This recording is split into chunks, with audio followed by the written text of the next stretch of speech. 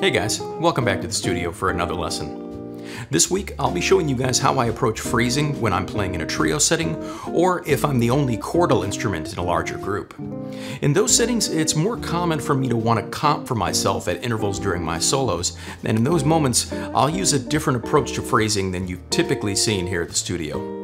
To demonstrate this for you guys, we'll start out by going over a couple of etudes using short phrases over the first 8 bars of the Charlie Parker standard Yardbird Suite. I'll demonstrate each etude and then do a breakdown of the phrases so you can get an idea of how I develop shorter call and response style ideas.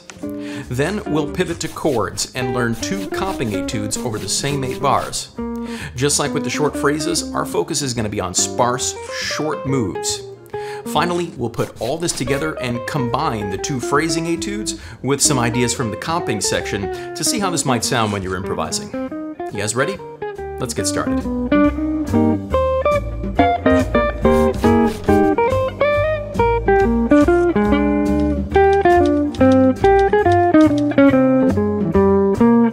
We've spent a lot of time here at the studio learning about all the different ways to extend our lines and play really long, embellished bebop phrases.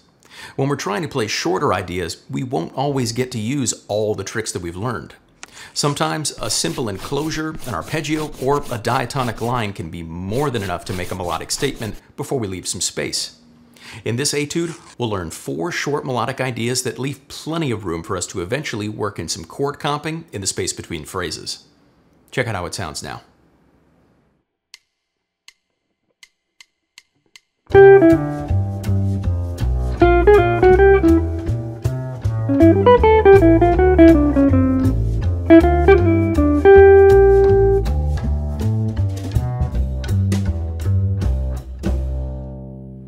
In just a sec, I'll break down each of these phrases for you in depth, but I want to point out the call and response aspect here.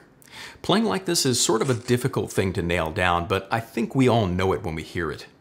The biggest resource for coming up with melodic phrases like this, outside of all the bebop tricks I show you here at the studio, is your ears. Landing on chord tones at strong parts of the bar is important too, but I think you need to work these kinds of things out by listening and reacting to your own playing. Let's dig into these first 8 bars together and see how I came up with these phrases. The first phrase in this etude is literally 2 notes. I honestly don't think you could play much simpler language than that. Coming down from 5 to 3 gives me just enough of the sound of the chord here, and ending on the upbeat leaves the listener feeling like they need to hear an answer to this phrase.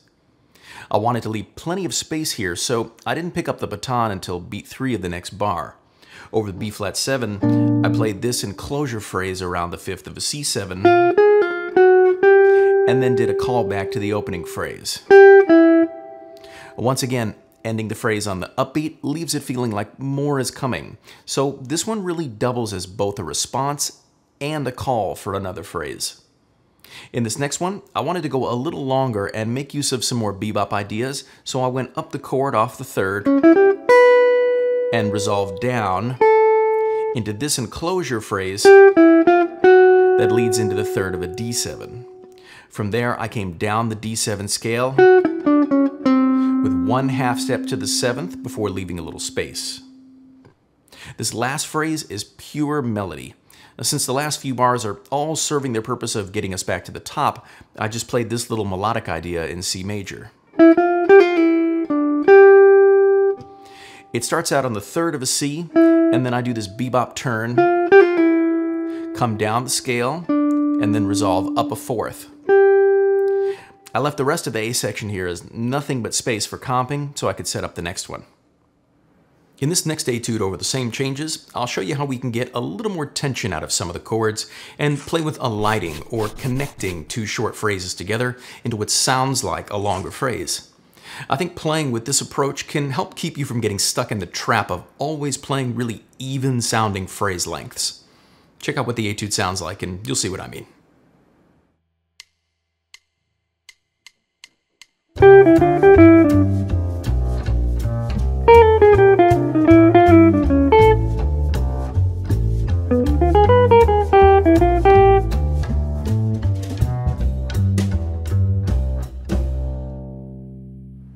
Something else about all of these that I think is worth pointing out is the fact that the range is actually pretty narrow. And since we're playing such short ideas, we don't really get a lot of opportunities to explore wide parts of the register. This can actually be super helpful because it limits us to a small harmonic area and helps keep our ideas sounding more connected. You can always pop out of this mode and play longer lines, but when taking this approach, I find it sounds best when sticking to this kind of narrow melodic range. Now let's break down these phrases in a little more depth and see what's going on under the hood. This first phrase is kind of an example of using melodic cells. Those are basically small, usually 2-beat long chunks of melody that we can plug and play to get some pretty decent results. The first one is one that I like a lot, and it goes 5, 3, 4, 5. And that resolves back down to the third, and then to create some tension in anticipation of the next phrase, I ended it with the second on the upbeat here. This next long phrase is actually a 2-in-1. It starts off the and of 1 with the flat 7th of a C. Really, I was thinking about this being the 4th of an F major, so I can put this half step in between 3 and 2 before playing this in closure to the 5th of an A. Now that's the end of the first phrase, but it immediately connects or alights into the next one. Off the 5th of the A, I'm playing with material from D harmonic minor or A7 diminished, depending on your perspective. The line goes like this: 5, flat 6, 5, 4, 3, 1, with the 1 being a pivot up the octave. And finally, this last phrase starts off by playing up the diminished on the 3rd of a G and resolving it up. From there, I'm sort of thinking about B flat 7th scale, which is in the family for G, and off the and 3, I'm coming down with no half steps to land with the 3rd of the E minor as a push into the next bar. Then I connected that over the bar line into that 5, 3, 4, 5 cell that we saw earlier, but now it's functioning over this 2, 5 as a 3, 1, flat 2, 3, but really that last note is functioning as the flat 7th of an A. Next up, we'll take a look at how I might comp these changes in a similar way so that I'm leaving plenty of space for melodic ideas that I can play in between.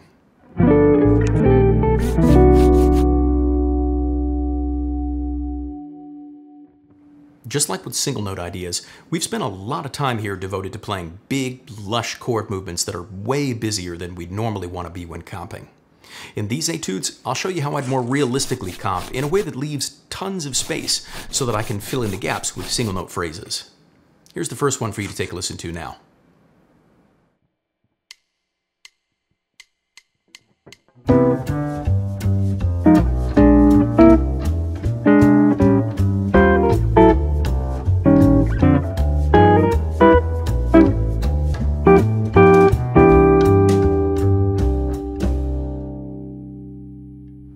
I think this style of comping is really influenced by how big band horn backgrounds are typically written. The emphasis on upbeats and playing anticipations of upcoming chord changes really helps to keep things in motion. The chord voicings I'm using are mostly shell chords if they're used in a more static way. If there's more melodic motion involved, then I'm typically drawing from 6 diminished concepts that we've covered here in the past.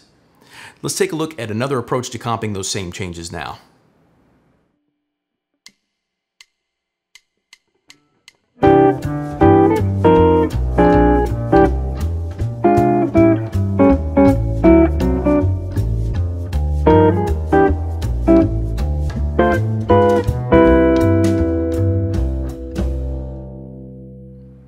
If you're listening closely, you might have noticed I used a little bit of the melody from the tune to help inform the voice leading of a couple of those chord moves. In the middle of these 8 bars, I also tried using some voicings that were pretty crunchy, but only by way of having some really close intervals in them. I think for doing quick little chord stabs, an approach like that sounds really cool. In the next section, we'll see how we can combine the short phrases that we learned earlier with this approach to comping to play some nice ideas that work great in a trio setting. Before we do that though, I need to give a quick shout out to Truefire.com for supporting the channel. Truefire is an online lesson library that's host to literally thousands of courses on a wide range of musical topics from some really amazing artists and educators. With synced notation and tablature, as well as slowdown and looping features, It's super easy to follow along, no matter what course you decide to pick up. You can now pre-order my course, Exploring Melodic Jazz Comping, by using the link in the description of this video. It's never been a better time to learn, practice, and play with Truefire. If you want to get even more material than we went over today, make sure you head over to my Patreon page and grab the PDF for today's lesson. In there, you'll find some extra comping and short phrase studies. You'll also find some exercises in using a rhythmic or melodic motif to navigate the changes while leaving space to comp in as well. Now, let's move on and see how we can combine all these elements together into a more full-sounding approach to playing over the changes.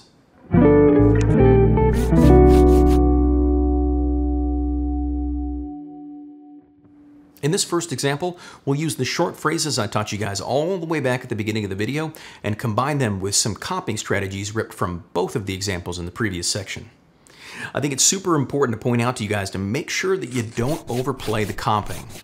Since we don't have a big register to play with here, we have to make sure that our melodic ideas sound dynamically distinct from the comping so we don't confuse the listener and make things sound too heavy. Here's the first example for you to check out now.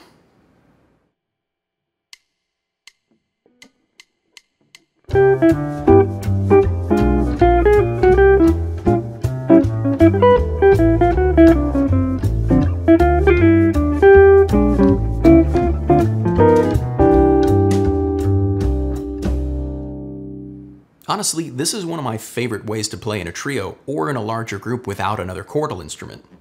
Sure, it's always fun to let it rip and play some really long phrases, but I always find myself coming back to this approach because it's just really fun to play, and it sounds super musical when you do it right. In this next and final example, we'll take the second set of short phrases we went over today and combine them with some of the comping strategies to get some really great results. Have a listen to how that sounds.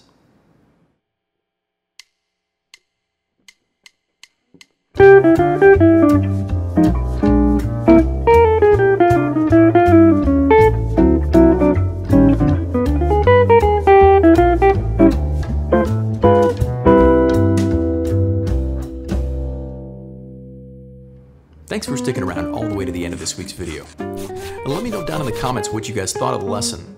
If you guys enjoyed this approach to improvisation, I'd be happy to do more of these types of phrasing and comping studies in the future.